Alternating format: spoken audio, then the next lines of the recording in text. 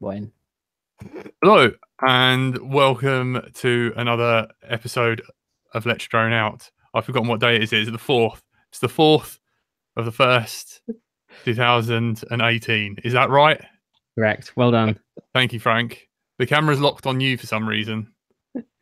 Really? Yeah, on my thing. I don't know. But anyway, today, first show of the year, and we are joined by Tony Cake from Immersion RC. This time not from the bathroom. Yeah, well, I was this close to begging you to please be in the toilet just for the beginning, and then carry your laptop through to the office. I'll sneak in later. Yeah, lovely office. I like your clock. Already been through that. That's a beautiful piece of English history. That is. And engineering. Anyway, we're joined by the usual suspects: Tony. Bonjour. My faithful manservant and secret lover. We are joined by an ex-employee of Fatshark, Andy RC. Hello. Sorry for your loss. That's all right. I'm moving on. I'm now a Top Sky employee, so. Okay. He phoned me. He's on the way to do some banking alone on his own in his car. Found that quite strange how you felt the need to ring me during a banking excerpt. Well, there's been other times where it sounded like banking, but something else. And we are joined by our faithful manager, producer, or whatever you want to call him, Andrew/Frank. Hello. Good evening. Hello. Andrew just posted in the chat just to remind me. Thanks to the Patreon, everybody. We've received so many donations, and let me just have a look at the rewards. I'm really unorganized. I can't believe I didn't put this up earlier. Hang on, let me just load this page. In the meantime, hello to everyone in the chat that's been waiting around. So there's Awashi, Zero, Green Patches, Mikey Dread, Scotty FPV. Who else we got in there? Loads of people have been waiting in there for ages. Yep. Daffy Boy, Crash Test, Davy Boy, Seaweed, Ectraz, Snazzles. Hello, everyone. Anyway. Hello, and thank you for listening to Let's Drone Out. I put the big massive thank you on our Facebook page, and I did not thank the actual listeners. What a dumbass. Like, one of the listeners was like, yeah, thanks for thanking us. The people actually listen to the show, put up with your shit, don't know whether you're actually going to talk about any drone stuff, hit and miss every time. I am the worst. I'm sorry, but thank you for listening. I appreciate it. Right, so we have achieved the $12 a month. We've achieved the $24 a month, and we've achieved the $36 a month. And we've almost made the 48 per month, and that means that we're basically that and one more away from all the episodes being covered. Big shout out to Mikey Dread, who did the donation for editing the one podcast, so we can pay the editor. That will happen next month. So on the 1st of next month. We will be joined by Snake FPV, the Australian, and that episode, Mikey Dread, if you want to put in the chat, the 1st of next. I could hear myself. We can dedicate the episode to you, so let us know who you want it to read it out, and let us know what you want us to say. I will email you later if you want it to be personal. And big thank you, because we need that. Because I am sick of editing. I've got 8 more episodes to do, and I really want to shoot myself in the head. And Tony wants to kill himself as well, because me and him are editing like mad. So Anthony has been kind enough. What are you going to give away? A Mojo. Have you got one to show us? There's one on the wall. Do I need to take it down? Yeah, please. So if you're a Patreon, you can give $1, $3, any amount, donate to cover a show, and if you make him laugh, this is a Mojo. Ooh, nice color as well. Yeah, it's gorgeous. So yeah, if you if you're a Patreon and you make us laugh in the chat, then you're in for a chance of winning Mojo straight from How me. do I get to the chat, by the way? That tonight, people. We've posted the link in there, buddy. I'm going to spam it. Click one of those.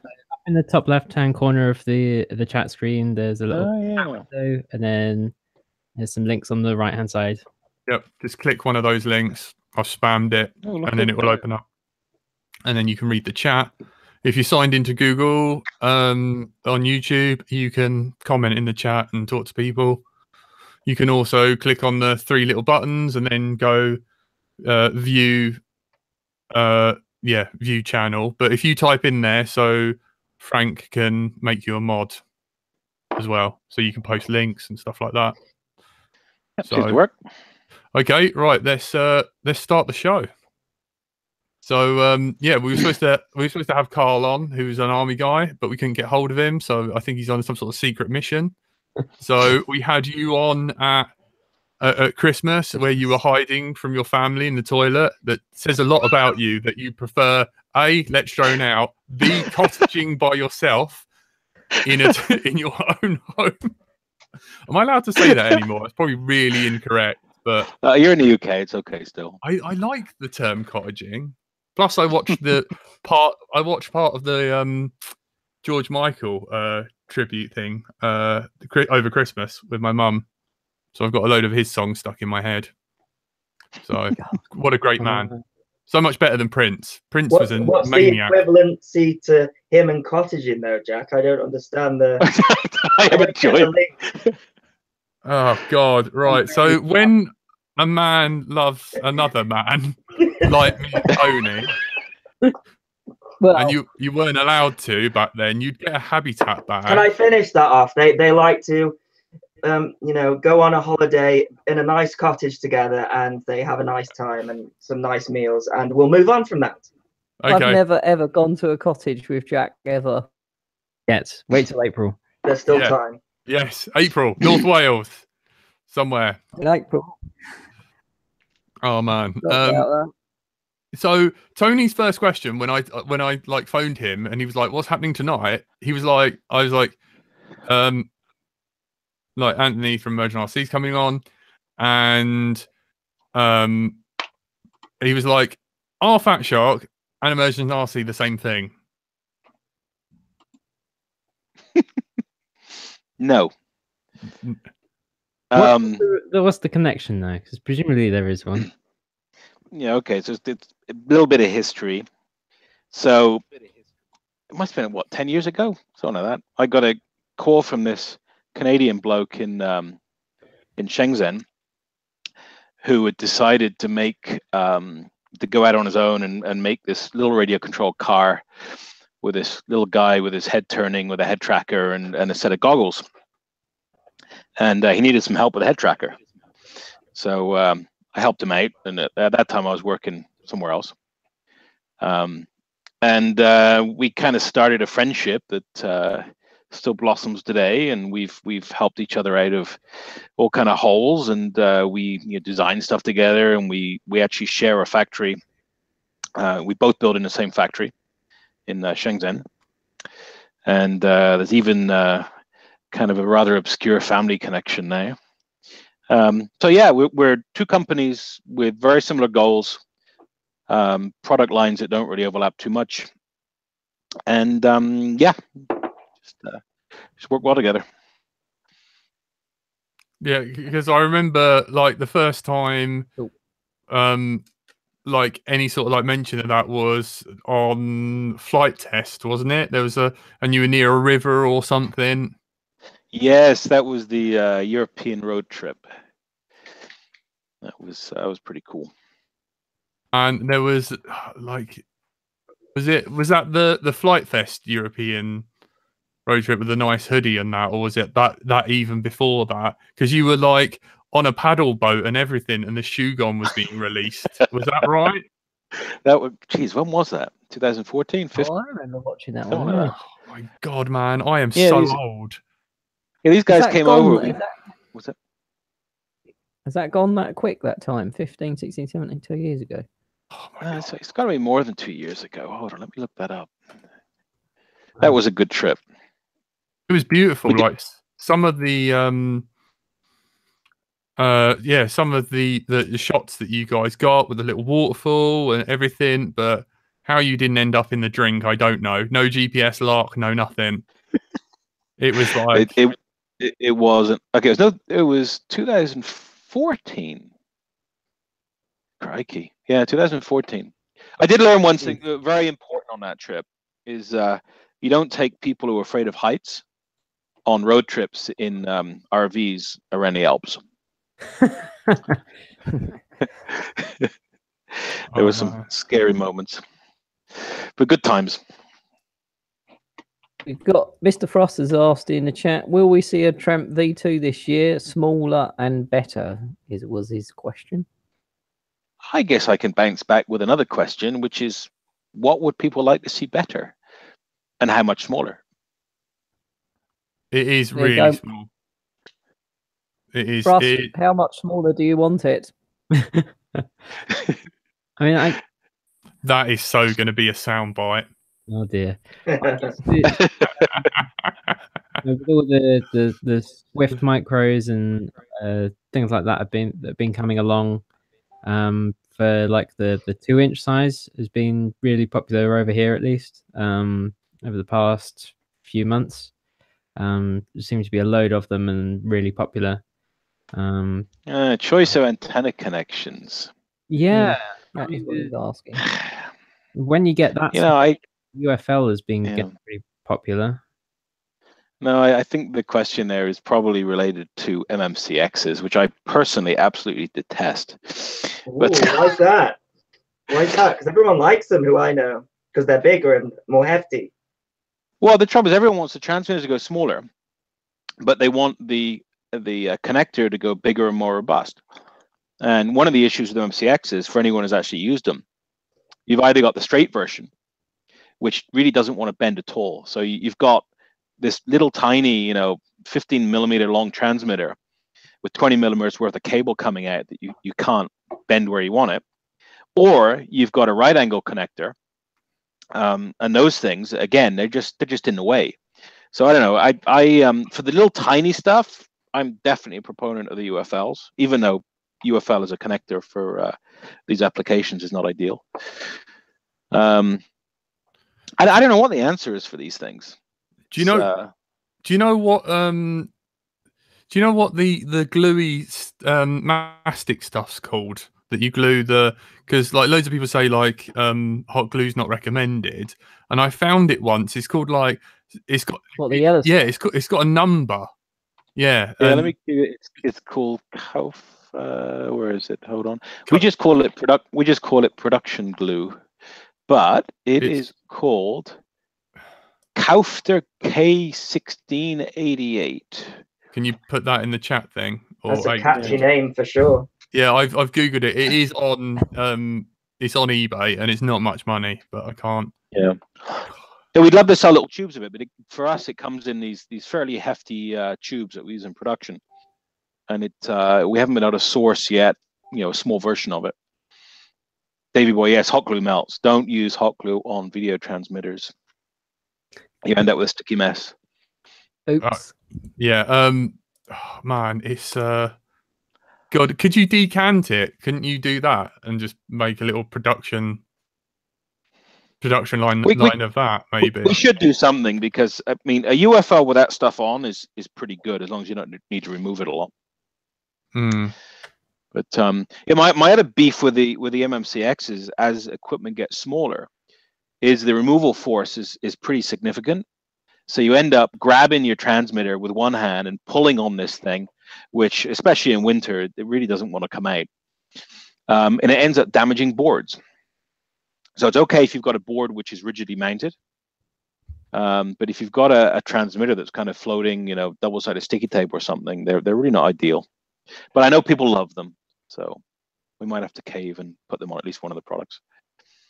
Yeah, because like Joshua Bardwell, when you listen to him, he's like, the u.FL connectors only got like a use of 20 times or something like that. But that is for the part that's on the antenna side. It's not for the part that is on the transmitter.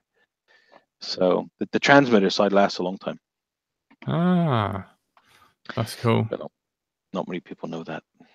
Another thing that's been mentioned in the chat by Bloods was a 20 by 20 form factor. And that has been mentioned quite a few times previously about VTXs, is that they don't seem to match up with a form factor that sort of everything follows towards, which I guess is probably from a radio perspective that you're limited by how much you can change a form factor. I don't know. No, we do have a bunch of stuff in the pipe. I'm just fishing to see what people want here. But yeah, we've looked at all kind of solutions for this. I mean, the Tramp has done pretty well for us. I think we will see some little brothers and big brothers pretty soon. So we definitely plan on continuing the family to meet the needs of the market. Good. What do you mean by big brothers? What the X whatever class or aerial photography or? Well, 36 by 36 is bigger. I don't know. There are several. The problem that I find sometimes, especially on sort of like the 5-inch class, is that the VTX that I have been seeing, they because they're sort of like above the flight controller, which has sometimes regulators in there producing lots of noise. I find that sometimes that's not useful having the VTX in a stack, because especially if it's a noisy build in particular. So some of my favorite builds actually have the VTX separate, like the Tramp and the Unify. So well, this is one of the reasons why we have a can on it, a metal can on it. Yeah. It's not only to keep radiated emissions down for passing things like CE testing, but it's also to keep external noise out of the thing. So that does help a bit. Jack, did you say you wanted to ask a question about the power meters? Well, no, I was. Well, yeah, I can't wait to get hold of one, and I want to see in that. But I basically did a search on Facebook about the power testers, and there was a lot of people. Hang on, let me just immersion. There was a racing group that did a load of basically a load of talking about the tester, and I just wanted to say thank you, because one of the guys from up in Scotland basically said, like, yeah, it was an exclusive on Callum. on Let's Drone Out, and they took a screenshot of you holding it up from our show, and I was like, oh wow, we actually matter, and we've like done something, and people are actually talking about us, not for like, oh my god, I can't believe he said that to Grant from Fatshark. So yeah, it was Mr. Thrust. I knew it was one of you. Okay.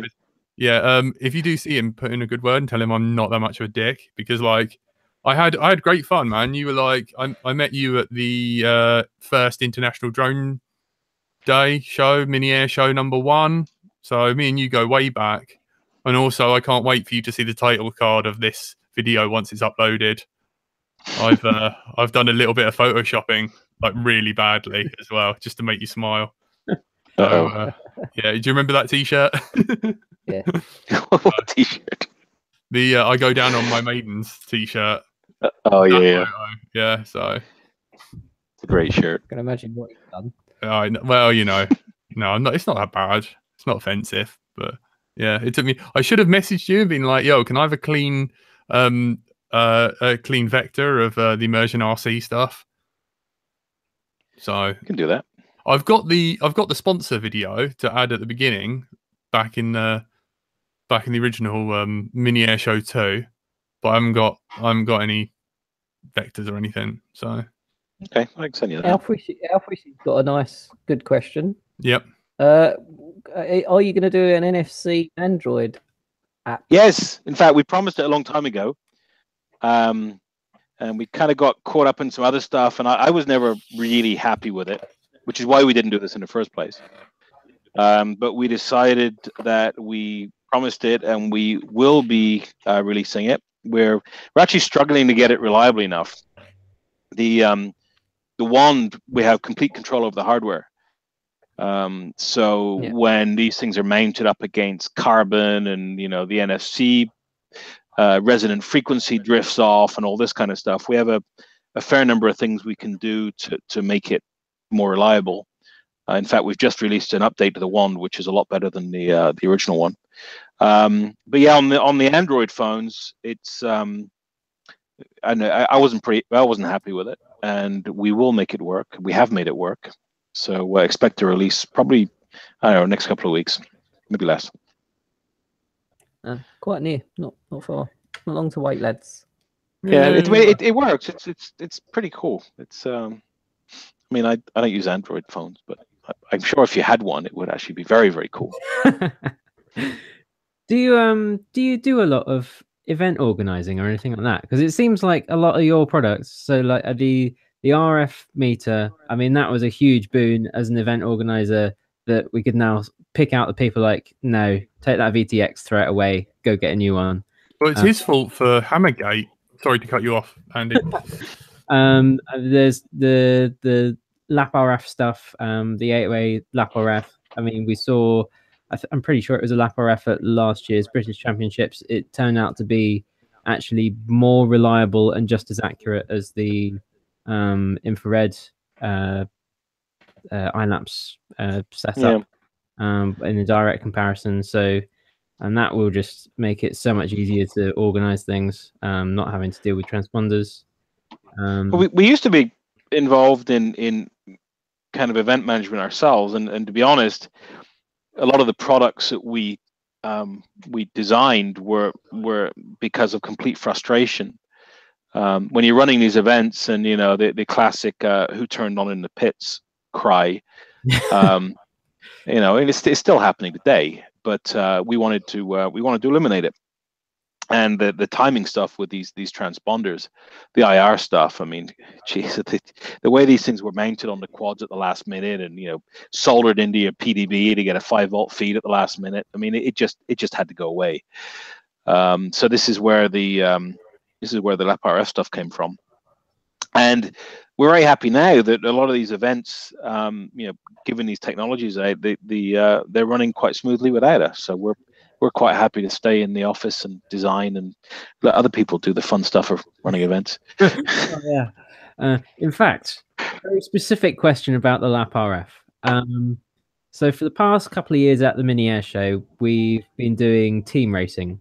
And the first year, Rotor Racing used loaner infrared transponders, and so they were having to be like, plugged in at last minute and getting trashed and having to be resoldered, and that was terrible. So we decided second year that we'd just get everyone to use their own transponders and rent them if they needed them, but most people that were racing had them at the time. And trying to it's still a case of trying to connect all the transponder numbers to be into one person, and it all was just got a bit messy, and then there was issues, and it went horribly wrong, and we spent hours trying to fix the problem. So we're hoping, do you know of anyone who's had any experience with LapRF 8-way doing team racing? Because obviously you've got the issues there of turning on different VTXs and on the same channels to do that's fine. We do that a lot. It's one of the only, actually, I think it's the only system out there that actually has some intelligent directional antennas. You know, just about every system out there has these off-the-shelf RF modules, which have so much gain that you can't actually put an antenna on them.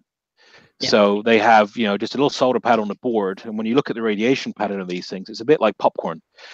You know, the 8-way systems are a bit like, you know, 8 different popcorn shapes that are all different, and of course that's not good for anything. So this thing, you can actually it's actually got a real antenna. It's got a well-defined beam shape, so you can aim it at the gate and away from where your pit area is, where you're, changing transmitters for, or swapping quads out for team racing. So yeah, I mean, it works fine. And would it? Because the other thing is we've got because I mean other RF systems, the kind of tune at the beginning, and then there's that trigger level. So then if like someone had one VTX that was running at 28 milliwatts, and then someone else came up with one that was running at 22 milliwatts, and the 22 milliwatt one isn't going to trigger it at the same point. No, this is it's a lot smarter than that. I mean, yeah, there is some initial setup, but basically it's okay, 25 milliwatt race, 200, 600, whatever you're running. But once you set that up, I mean, it quite honestly, that you can have a large variation in transmitter power, and it doesn't really care. Can you? It does adapt on the fly. Can you exceed 600? Can the hardware take it, or? Yeah, you could exceed 600. I mean, you could probably do races with 1 watt systems if you were that crazy. Are you thinking of some massive like Silverstone or something? Yeah, I don't know. Yeah. What about the Tramp? Is the Tramp limited to 600? Actually, most of the ones that ship now are quite a bit more on max power mode. What we realized is initially we calibrated everything. So we calibrated 25 to be 25, and 2 milliwatts to be 2 milliwatts, and 200 to be 200, 600 to be 600. And what we realized is what people really want is if they're running 600, they want it to be flat out. And if they want 2 milliwatts, they want it to be as low as possible. So now the calibration for the current Tramps is for 25, very precise, all channels, and 200. There might be another couple of settings in there, but yeah, max power is max, and min is min. I own 4 Tramps, and one of them is unbelievably spot dead on 25. I was like, what the hell? And yeah, I should really pass it on to one of the guys up in. How'd you know it's 25? Tony, my Tony lent me his one, but I'm not allowed to keep it. How'd you know that's accurate? You made it. This will lead on into another interesting discussion, but just keep that one on the stack, because this is an interesting topic. I got one of those too. Hey, I can't buy one. I can't. Andy, can you? Mine's a lot smaller than yours. Damn it! When are they out? Yeah, they look nice, the new ones. Yeah. So are we done on timing? I don't know. Before we wander off on. Hey, Striker, donate $1. So your timing system works great. So I've done the antenna mod, and it once you get the bubble of your VTX, perfect. Yeah. It worked every lap. It was really good. Makes you want to go faster though. And yeah, we knew we had a decent product when we took out one of the first kind of prototypes, and there were 3 of us out there in the field by the office, and we set this thing up, and it was speaking the lap times, and the effect that it had on our behavior was beautiful. So many quads were broken, but yeah, the to and from of who got the fastest lap was amazing, and we don't really race an awful lot, so this was cool. So what's the difference with the one to the meter that you've got there compared to the bigger one? All right. So, what were the problems with the original one? The original one was too bloody expensive. Although that said, when it hit the market many years ago, you couldn't buy a comparable product for less than about $1,000. Yeah. So even today, there aren't many options for this. There's still been like a few at every event that I've been to of people testing them. So it can't be that bad. So the other thing is that I think it's only in very recent times, like last 12 months, that people really figured out how to use it and what it's useful for. I explained to the famous Joe Scully months and months ago how he can actually do a quick test down the line to to look for transmitters that are screwed up, or you know, too high power, too low power, screwed up antennas. So he could just literally had his power meter with an antenna on, and he'd walk down the line. And anyone who was you know, too much or too little power would be taken out of the race, and the race would run smoothly. And generally it would be a bad cable or a bad antenna or a blown up transmitter or something. And I think that kind of use kind of spread. And our last remaining stock of these things, because we hadn't built them in a while, kind of dissolved overnight. Yeah, so the new one. So the old one was too expensive. The display that we used was getting difficult to find. The external battery was a pain in the ass. The older one is calibrated at the SMA, and one of the things that people found, and we found, is that means the quality of the attenuator has a big effect on the results, so the accuracy of the results. So we went to all of this effort to calibrate this thing very precisely right at the SMA, and the first thing we asked people to do is put on this big, relatively expensive attenuator, which is not as precise as the manufacturer claimed it was. That would be this, by the way. That thing, yeah. Tumor. Yeah. So we tumor. Is it 30 decibels, isn't it? 30. More or less. Could be 29. Could be. they're really they're not as good as the manufacturer says they are. So yeah. So what we decided to do, and this was kind of just a background project. Is we decided to make one that solves all of this. So here it is. It's a new one. So we call it the Toblerone. For relatively obvious reasons. It's going to be 30% less, because that's what happened in this country, and it really sucks, and we're all really annoyed. So this doesn't have all the final labels and everything on. Your accent's from Jersey, isn't it? Sorry, someone just asked. From Dorset. Shooting darn gate, can't you be said first? So yeah, so you can pop the back off like that, and you've got a lovely little lithium-ion battery inside, a 10440. Lost. Okay, so it's self-powered. It's USB charged, because we like USB. No. And we built in the attenuator, so it's got a nice 30D attenuator right inside. It's got a beautiful OLED display. This is not final software. You can read that in sunlight. So it's going to be a lot better than before. It's got a little joystick going in and out of the menus and stuff. And we're actually calibrating it. And we're actually calibrating it right at the SMA. So now this thing is going to be a lot more precise.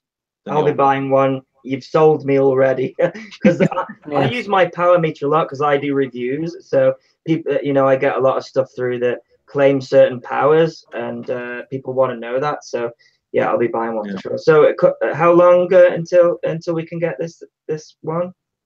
I'm actually heading to our factory in China at the end of next week, and the first ones are going to be rolling off the production line. So assuming all goes well, we've got to just finalize the test and the calibration setup, which is why I questioned the 25 milliwatt comment before. Is test and measurement kind of accuracy and calibration is a real pain in the ass, because everything is kind of dependent on other standards that you know. A standard used to calibrate this stuff can cost an unlimited amount of money, and as you throw more money at it, the accuracy gets better. Yeah. At some point, you got to say stop. So I do chuckle on some of these Facebook pages where someone's got the existing power meter hooked up to a transmitter, saying, "Hey, it's it's 29 milliwatts, not 25." If you look at the accuracy, the specified accuracy of the device and of the attenuator, the actual range is much wider than that. But that's not what that meter was designed for. That meter was designed to give some visibility into RF power measurements by people who don't want to put down $1,000 on a piece of test gear. So I think when I bought the original, it was only available at Hobby King. Is that going to be the same for this one? Oh no, this will come from everywhere. I don't think we've ever restricted where this one comes from. maybe it was just, I mean, it's only where I could buy it from here anyways, I think, in the UK. It wasn't very popular initially because people didn't know how to use it. Yeah. Is it so are we allowed to talk about the price? Is it going to be a lot cheaper than the original? It's going to be cheaper. To be honest, I don't know what the price is yet. Okay, sure. You know, there's various ways to run a business. You can run a business where somebody in the boardroom says, "Hey, we need a power meter for $39," and the engineers run off and they see what they can build for $39. The way we work is we design the product that we want, that we'd be happy to use ourselves, and then we put it through production and everything gets priced up and bulk pricing, all this kind of stuff. And then we figure out what it costs us, and then we figure out the final price. So I mean, I know roughly it's going to be a fair bit less than the original. That's cool, because I was ready to pay the same price anyways, because it's a really useful. Stop talking. Shut up. God, Andy RC making all the monies. Now he's with not Fatshark. Who are you with now? Who are you working for? Oh, I work for myself always. I work for the people, Jack. Yes. like I believe that. Yeah, he's soon going to be. You're going to get accused of working for Immersion RC. I am. Which is essentially Fatshark again. So no, you can't win. We've just been given the answers to that. It's two different companies. Although people tell me all the time, "Oh, Immersion RC and Fatshark are the same company." Well, now I can say definitely not. They're not the same company. We share a lot of resources. We share. We both build in the same factory. So yeah. Speaking of that factory, yes, yeah, and Hobby King. One of my questions was, do you remember? I think it got taken down, but do you remember like a Hobby King daily video back when? Yeah, Warwick. I know. Back when what was his Warwick. name? Warwick. Come on, Brian. Yeah. His name was Warwick. No, who else was it as well? You know, the guy from Suffolk. Suffolk. Anyway, I have no idea what you guys are on about. I can't think of his name. Right, Warwick. Yeah. Well, one of them chucked a pair of Fatshark goggles from on the line on the floor, and there was like absolute uproar about it. But actually, I was there for that, and it was kind of funny in a sad kind of way. The poor guy, like the Chinese guy who lost in translation, was like, sorry, bowing to him, like, what have we done wrong? So what happened is, Warwick asked Greg in the morning for a set of just plastic shell, an old plastic shell, that he could do the stunt with. Stuart. Stuart. Back when Stuart made videos, because they don't make good videos anymore because Stuart isn't there. Yeah. Sorry. So Warwick asked for this set of shells and wanted to do the stunt on the production floor. So we're all down on the production floor, lined up around him, and he's doing his thing, and he takes this goggle shell and throws it on the floor. And as he did that, the production manager, who was an amazing chap, he's walking by and he sees this set of goggles being thrown onto the floor, and he was absolutely devastated. And we realized we'd never actually clued him in that we were doing this. Was it definitely? Are you just making it up? Are you definitely 100% like? There's Oh yeah. It was all staged. Oh. It was all staged. So he was devastated. So of course this got published in a video. And social media exploded with the lack of respect for Chinese workmanship and all this kind of stuff. So yeah, it was interesting. Oh man! Can we ask you what that is above your head? Should we go there already or not? It's a cock. I've got. Hang on. That is a certain giant. Left a bit. No, hang on. I've got two questions. I've got Drew goes, what's with the on-way Y patch? Is it any good compared to the helical? What? Oh, I've been asked to review that, and I didn't know anything about it either. Yeah, it's like a Y-shaped antenna that Onway are releasing. I don't know anything about it either. I don't know. I've tested a bunch of stuff they've released, and none of it has impressed me. But I'm biased. Okay. Do you want to go to the room 101? Do you remember that TV show? Anyone? Yeah, it's good. Yeah. Do you want to do the live unboxing? This one? Yeah. Go grab it. Guys, I've only got about another 10 or 20 minutes, I think, before I'm doing a Thursday night show, 80s music at 10 o'clock on the Thursday night show. I will post a link in the chat. But yeah, carry on, guys. Are we presenting, Anthony? Yeah. Yes. I'm presenting. Is that why I got big? Yes. Yes. That's why you got big. Damn. Yeah. So this is kind of cool. I think this is one of the first ones. I had to beg for this, but I think this is one of the first ones. And we've been talking for years that this market is kind of, it's not growing at a very fast rate. It might actually be shrinking, depending on how you measure it. And one of the reasons I believe is it's so bloody difficult for somebody, a noob, to get into this. If you think about what you need to do, you can't buy a decent all-in-one, ready-to-fly system with all the parts you need. So that's what this thing is. So Fatshark put this out, and it's I think it's kind of cool. So did Immersion RC have anything to do with this, or is? Yeah, we threw some ideas in, especially these. Ah. I begged to have some gates in the box. These things are awesome. You ready for it? Go for it.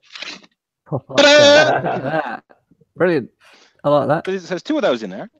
Yay. Which is kind of cool, and it's got a very clever little cardboard stand that they and unlike most pop-up tents, I can actually close these up. Those Cottaging gates, I mean, we keep them in the office kind of unwrapped because we can't actually fold them up anymore. I've got a question here from BSM Web, and it also Andy RC is dying to know: is the 101 available in mode 1? Oh yes. I don't think so. Yeah, why would you want to do that? I bet I could mode 1 anyhow. I bet I could make it mode 1. Can't Turn you the just transmitter hold upside it down. Yeah. So the other things doing it. So that's the gate. I love the gates. These things are actually surprisingly bloody cool. Stolen from Google. Well, they're not that much bigger than a regular. Looks like it is there than a regular micro display. It's not one of these kind of boxes that hangs off your face by a foot. They got some cool little features. A little 18650 in the bottom, USB charged. Nice. So no battery hanging off the strap, which is cool. I don't know. They're just, and the display. I'm extremely fussy when it comes to goggles, mainly because my eyesight is failing with old age. But yeah, the image on them is actually. I don't know if I can get the camera to see it. What kind of lens is it using? Is it Fresnel or proper like? Nah, it's proper stuff. Oh, look at that! It is proper. Yeah, so it's a beautiful lens. That is nice. And you've got very stuff up top, channels and RSSIs and all this kind of stuff. So no, these are actually. Yeah. I would use these as my primary goggles. I mean, they're pretty good. So that to me is worth the price of the package alone. So pretty impressed with those. And then I'll skip the quad to last. This thing, I think, is rather cool. That looks nice. So it's a tiny little radio with some real gimbals. You need some in mode 1 though. BSM Web's kicking off. He says he's gonna. It might be possible to change it. You could definitely, if it's proper gimbals, you could definitely swap that over. Yeah, it's proper gimbals. Yeah. That's not helping the learning curve. You're gonna have to scare him with a screwdriver. That is true. Yeah. But for this is actually designed for people who don't know what mode 1 and mode 2 are. So you're trying to set them on the right path. I would recommend anyone starting out to go mode 2. You'll just make life so much easier for you. So that makes sense. Yeah, and I will ask, but I'm almost sure it can be swapped over. So yeah, it's got a couple of switches. It actually sits nice in for pinchers and for the thumb guys. So this is actually pretty impressive. I I've personally flown this thing with a Vortex 150 and tested the range, and it's impressive for a small radio. It's more than you need, so that's kind of cool. Batteries included, always a good thing. And then this little guy. It looks like a shark. Funny that. It's actually it's interesting for several reasons. So first of all, it actually flies pretty well. Runs beta flight, obviously. It's actually one of the reasons for the shark shape. It actually hides antennas in the fins, so there's no antenna to break off on this thing. It's actually built into the frame. I'm sure Tony can find a why. So actually, if I get the light just right, you can actually see the antenna in the tail there. I think that's a 2.4 gig, and then in the top is the 5.8 gig dipole. And it's pretty nice. I mean, the motors are a fair bit bigger than the Tiny Whoop. What size are they? 8 mil, 10 mil? I think they're 8 millimeter. Actually, comes with spare ones. Yeah, they're 8 mil. And she comes with a bag of. BMS Web says he's got one coming on the way, so look out for that video for sure. I'm loving Drew's comment. The goggle looks great to me, but no diversity. Obviously, no diversity. This is. I mean, doors right. How far do you what want diversity is? Oh. But yeah, it comes with all the USB cables, and there's a nice little charger, nice little Fatshark charger for the batteries. Now the batteries actually left in the office, so they're not here. It's a very interesting bundle. I mean, I wasn't that involved in the development of it. I kind of been peering in for the last year, and to be honest, I'm very impressed with what they've done. So I hope it does well. I hope it brings some new blood into our hobby here. I think it's badly needed. Yeah. So there we go. Is that the first unboxing? Bloody good hand to eye coordination. These little rats. Yeah, and yeah, I guess it comes with a free simulator and some other stuff as well, which is kind of smart. Yeah. So how I guess it's about a year, is it, since the Vortex 150 came out? Yes. I mean, there's been some more developments since then with the Vortex line, I believe. There's been the Modo. The 180. And the 180, yeah. No, the 150 did good. The 150 was kind of intentionally not underpowered, but it wasn't overpowered to get some newcomers into the sport. I think it did pretty well. And then the crazies wanted a little more power, so we brought out the 180, which is at home on just about any track. So that's done well. And recently the Mojo, which is for me, it's one of the most dialed-in quads I've ever flown. Of course, highly biased. As you have every right to be. I've got a treat for you guys. If any of you wanted to know what the editor looks like, he's there. Hiding in the shadows. Just a shadow, Jack. Do you want me to bring him forward? Hang on. Bring him into the light. Come forth, editor, and deliver your message of freedom. Give a thank you from me. Come here. You've got to say thank you, Mikey Dread, because he's you can. Yeah. Do you want to see it? Oh, come. Sorry. I'll join in. Oh, he's joining in. Everyone, I'm sharing a. This is a treat. This is because Mikey Dread. See that guy there? He donated. You're going to edit for us once a month. Thank you. You've given me a job. Yeah. Where were you working before? No, thank you. Bin.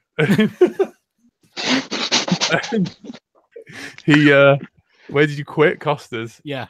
How bad was it? Very. I literally walked out. At least you haven't got gout anymore. True. He's got a painless badge on as well, weirdly enough. That's a bit weird. Sakira. No, well, that's a bit. I might have to let him know about that. That's a bit odd. But yeah, this is the editor. Him and Tony don't get along.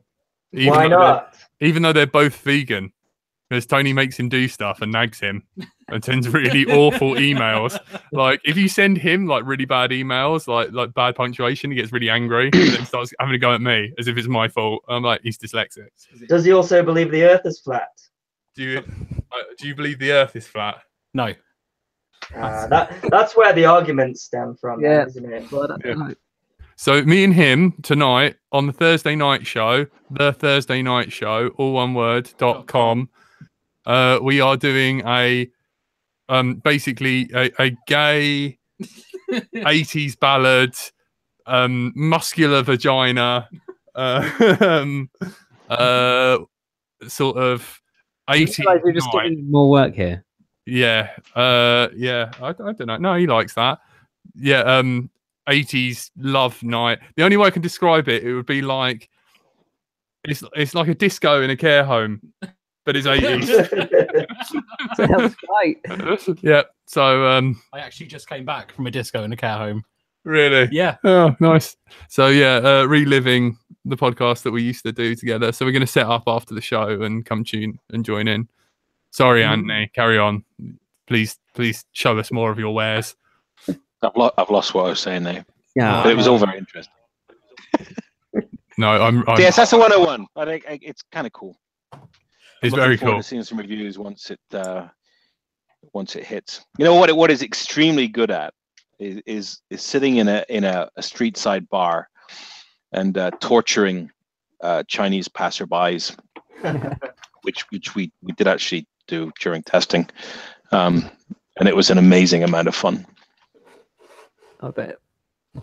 Oh man, Jack, before we went live, you mentioned something about TBS and Immersion RC. What was that all about? Because do we really want to go down that rabbit hole? Well, I don't understand what you were talking about. It sounded interesting.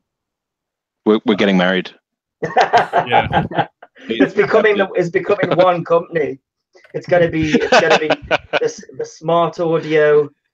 So you remember me telling you about George Michael? Now, Anthony's George Michael, and then Trappy's the guy that he loved, who unfortunately died of AIDS. I can't remember his name, and he wrote that Jesus song about it. All I can say is Jesus Christ. What are you going on about? Is that all the information I'm going to get about this? I don't know. That's all there is, I think. No, you guys had a falling out or something, and then like Chad helped you make up, and I saw a post where you guys were like friends again, and that's all I remember. Well, maybe and I don't know what happened. Maybe all of this is just a show to keep the social media sites I was happy. wondering that. I mean, is it just It's like Blur and Oasis when they had the pretend feud kind of thing, is it? social media marketing strategy? It could be that. It definitely could be that. Don't know how to. Oh, the editor's like sat here and he can't hear as well. I feel like I'm just sitting here like looking like a bodyguard or something. Yeah, I know. He's got like 9 more minutes of this. No fun. Jack, because the editor sat next to you, do you feel like you can't swear because every time that you do, your friend has Yeah, he's got a ruler right there, and he'll hit me with it if I swear. Like it's the worst. No, I mean, like me and you, like our old podcast was full of cuss words, and like every other word was a swear word. The heinous. Hang on, yeah. Was that heinous? It's too late. I've said it now. I'm not repeating myself. Heinous. Yeah, sorry. We are. You thought me and Tony were like a married couple. Like me and him go like way back. Well, anyway, if we didn't get anywhere with TBS, what about GetFPV? Jack had something to say about Yeah, and how you've got away with the like restricted special US compliant. Oh, the FCC stuff. Yeah, man. Do you reckon you guys are gonna face problems with that, or do you reckon it's gonna get a lot tighter? No. I think we did the right thing years ago. We sat around a campfire on the flight test European vacation, and the crazy seed was planted for raceband. So we kind of invented raceband around a campfire for one reason, which is to keep the FCC happy. Because in the US, if assuming you got a ham license, which is, let's assume everyone's got one, which is not always the case.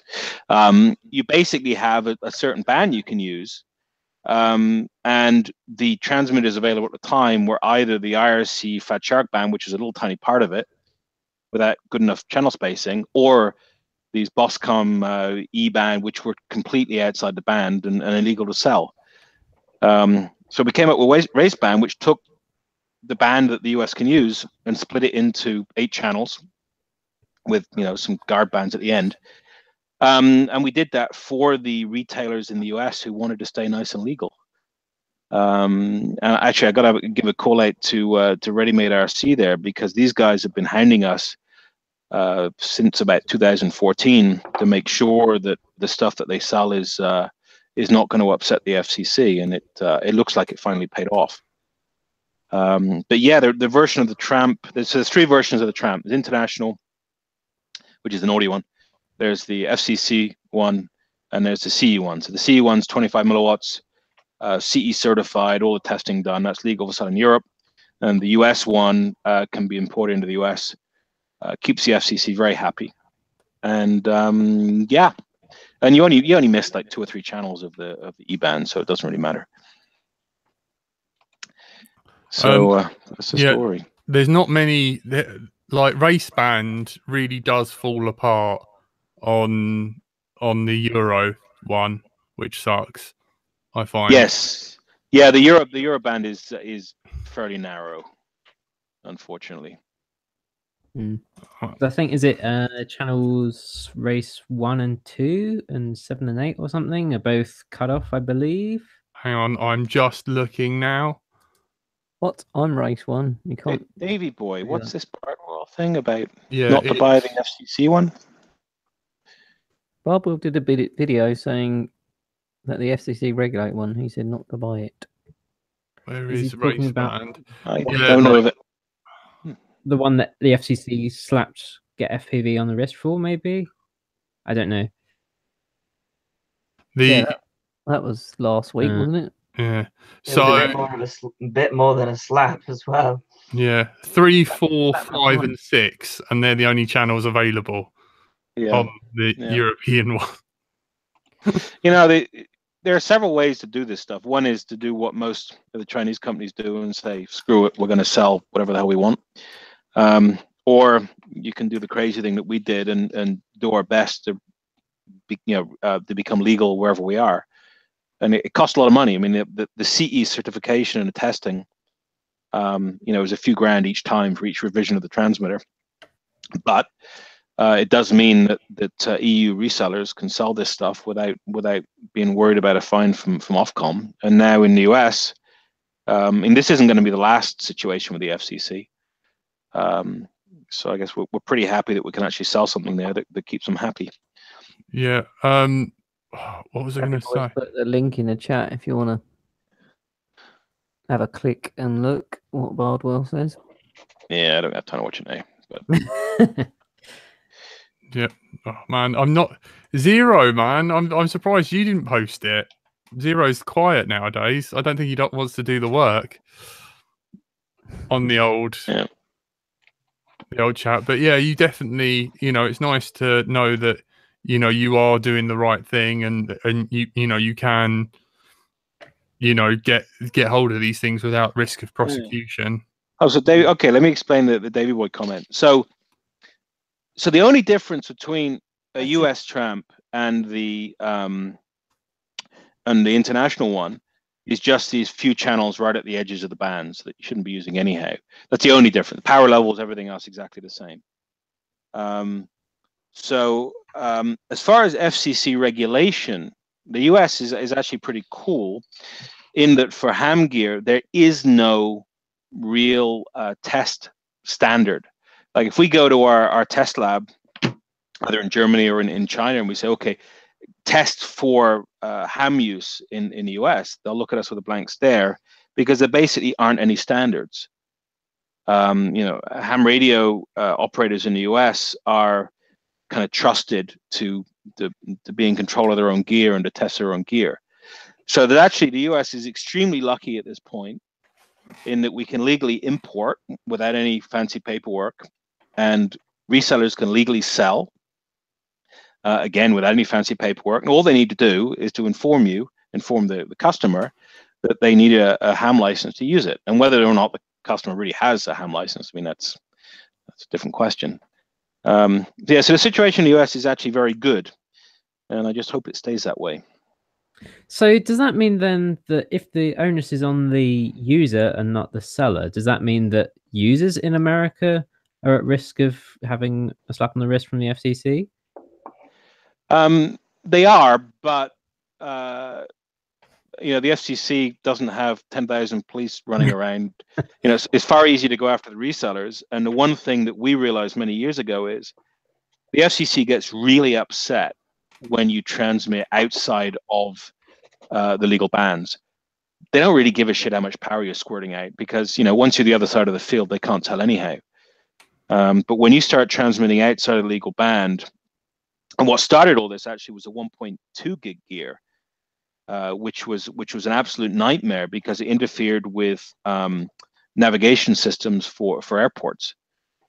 So that's the stuff that, in fact, that stuff got FPV banned in Singapore initially. I don't know whether it still is, but certainly in the early days, that's what shut it down. Yeah, I always find the power level limit, like, so for here it's 25 milliwatt. I always thought that was interesting because unless every policeman has got one of these in their pockets, which they probably haven't, because the displays are quite hard to get hold of, then they've no idea what people are transmitting. So yeah. I reckon they'll just take our equipment off us. You know, it'll be like the old sus law. Do you know what I mean? Oh, you look dodgy, like you're up to no good, and just confiscate it anyway and then test it later. I hope send it away and get it lost. And it's all right. All drones are going to be banned soon, so it's fine. Yeah, everyone's got going to be. They've just passed a law that they can do that now. They take your stuff off you. Oh, they've always been able to do that, Tony. It's just that they've published it now. But anyone, I think, if a policeman came up to anyone and said, "Land your drone," you're not going to ignore them, are you? I've got a story about policemen and drones. Oh, go for it. Part of it is actually, so some of the listeners I know, I actually live in Switzerland, even though I've got the Dorset accent. And here, to be honest, I don't really know what the drone laws are. I mean, they change every once in a while. I just know that you got to be careful. And a couple of the guys from the office were out flying one evening with a Mojo in a nearby field, and they lost it. You know, they lost track of where they were. One of the guys was a bit of a noob and lost it. And they figured they'd come back later on after dinner with a flashlight and try to find it. So they did this, and while they were searching the field, police car rolled up and asked them what they were doing. You know, they could have been burying drugs or hiding bodies or something. And they explained, looking for a drone. Yeah, right. So they explained, yeah, they're looking for a drone. They showed the other drones in the car, and the police guy said, "Okay, well, look, let's help you." So they called the dog guys, the sniffer dogs. Right. So they turned up in another car, and they actually used one of the police dogs to find the drone and give it to these guys. What? They were sniffing lithium or something. But they were, you know, it was just amazing. They actually, That's the dog, amazing. you know, went straight to the drone, found the drone. What? And it's an amazing example of, you know, most police really don't give a shit about this stuff. They don't see it as a danger. No. And we're very lucky in Switzerland to have some, you know, some pretty awesome people on the force. And that was just a story that it's not the kind of thing you hear about very often. I think that's the most upsetting thing about the bad press when it comes to drones, is because the more bad press that they get, the more sort of like the police and authorities are going to have to stamp down on it. And you know, we're in that time where actually, you know, if a policeman sees you flying, he's going to want to have a look through your goggles and see what's going on. And it's a shame that might change, I think. I'm not sure it's going to change. I mean, the safety record of FPV has been absolutely amazing. I mean, we've been flying this shit for 10 years now, more than 10 years. Initially with some pretty dodgy kind of gear all around. And, you know, nobody's died yet. Nobody's been seriously injured. Yeah, try harder, guys. We've tried to hit helicopters and planes, and fuck, they're still flying. It's funny that you say dodgy gear, because my friend's first attempt at FPV, he ran 2.4 on his control and 2.4 on his video, and still managed to have a good time, because those were the only options back then. But yeah, you know, we've got much better technology now. Absolutely. Oh yeah. Right, yeah, guys. I'm gonna have to go. We're at the hour mark anyway, so aren't we? So I'm really sorry. we can wrap it up. I think it's a good place to wrap it up anyway, because Would you? Does Tony need to pick someone out of the chat? I've sent. Only I've with sent a. How do I do that? Just randomly? No, I gave you a photo of. There's a guy in there, Andy RC. He's been commenting nicely. If you, Hold on. Anyone with a spanner, you can go right to the beginning of the chat. There's quite a few people Comment, in there. people, comment. Put your name in the chat. Anyone, Say or hello. I've sent you a photo of the patrons' names in Facebook. Pick me, Okay. pick me. GFPV. You need to be a patron first. I On gotta the go biggest through this stuff, screen. don't I? Yeah, so there's a name of all 13 of our Patreons. You've already got 13? Yeah. We've only just started pushing our Patreon page. Even though apparently it says 13 and I've only given you a photo of 10 people. Because 3 people have signed up during the course of this episode. ah. How Is do that I? what it is? Yeah. Sorry, you might All want right. to give him all the names or put numbers to them, or there's some more names. I'd flick through the whole lot if I was me. I'm sorry. Is that a bailiff with you, Jack? No, it's the editor. No, I'm a bailiff. Earlier on, you saw me like stroke his face and stuff and touch him up, so it's quite funny. I accidentally almost put my fingers in your mouth. It was really weird. Yeah, right. Are you sure Rich? Are you Accidentally. sure you can't? You're not interested. You're up for the. Remember, in an hour, Thursday night show.com, and that's how Let's Drone Out started. It is. Got me on, chatted, and yep. So you know what we should do? I think we should award the mojo to the youngest member here who has donated. People will tell fibs on their age though. I'm really 9. Send it to me. How old's Mikey? Mikey's young, and who else is? Also, can I have permission if we get 14 people on Patreon? Can I post the drunk episode with me being drunk on in the Patreons only? Oh yeah, absolutely. That's a little bonus. One more Patreon, Reasonable. and I will put that up as a Patreon only post. Oh, Davy boy. 38, bloody youngsters. Yeah. Scotty 42. Am I older than Scotty? Damn. Green They're all Patches youngsters. 47. Feel better now. Mikey, how old are you? He says, damn, he's 101. Oh no. Nope, Loves his, 33. 33 is the last so far. While you're still here, do you have any websites, links, channel 41. you want to push? We should have really put that in the. Did I put it in the description? Did I actually do my job right? I'm literally writing the description now. I've been doing all the time stamping, but I want to, Gee, donate. You've got loads of money. And when are you going to send me the stuff? Have you been time stamping as we've been doing this? Yeah. Oh my god. The It's ImmersionRC.com or Facebook page. I'm pretty sure I've seen the Facebook page. Where do you want me to point people, Anthony? Oh, for what? For Mojo? No, RC. Immersion RC. Oh, just ImmersionRC.com, I guess. Yeah. I know. I think we have a website. Yeah. You might as well use this hour-long advert. Oh man. Right, I'm slightly Do we have one? panicking. We need to. Yeah. Have you chosen? I don't know. I see 32, but is that in the list there? Yep. There's the list, and then there's a couple of So extra he needs a names. spanner next to his name. Hang on. There's the list. No, there's no spanner. That's what the spanner's for. It looks like If you got a spelling next to your name, you are a moderator and a Patreon. Buzz. it looks like Blood's FPV has got this so far. I'm going to start undressing now. Oh God, we're getting naked. Yep. He's getting da-da-da-da-da. And there's 2 other people as well to choose from. Roller dice, random number generator. Anyone?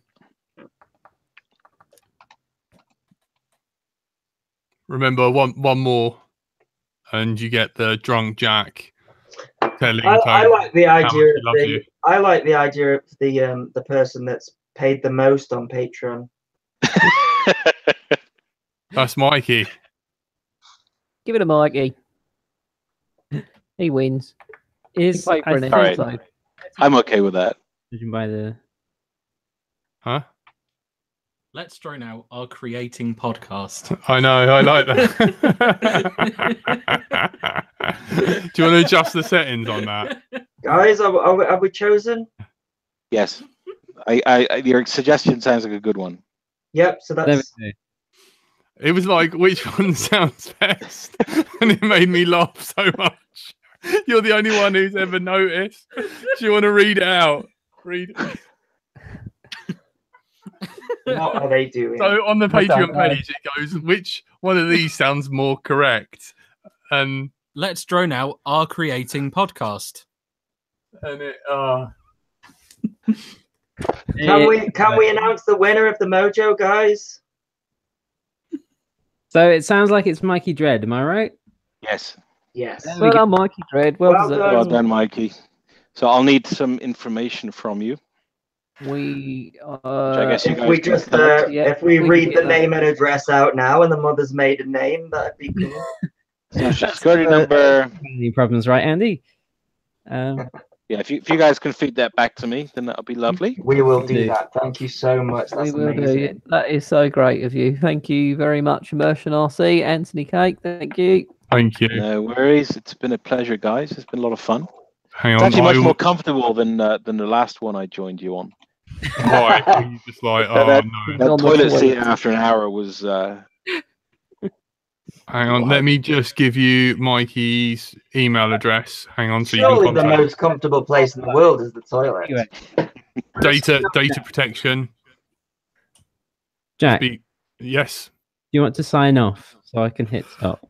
Yes, please. Right. You've been listening. Thank you for listening to Let's Drone Out.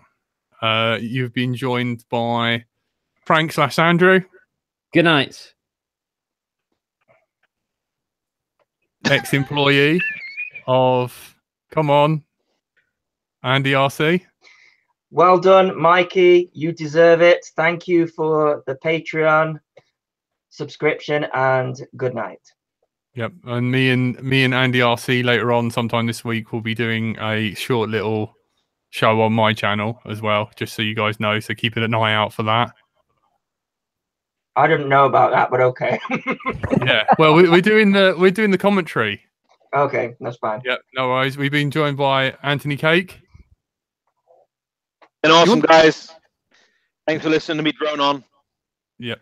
Your last name makes me really hungry. And you're joined by the hungriest vegan. Au revoir. Yes, at last he doesn't say bonjour. I want to strangle you every time I edit and hear you say that. Thank you. And I've been Bright Until I Fly, and you've been listening to Let's Drone Out. Thank you, everyone. Congrats, Mikey. And Well thank you for deserved. listening. And thank you, Anthony. Yep. Thanks, Please everyone. donate to the Patreon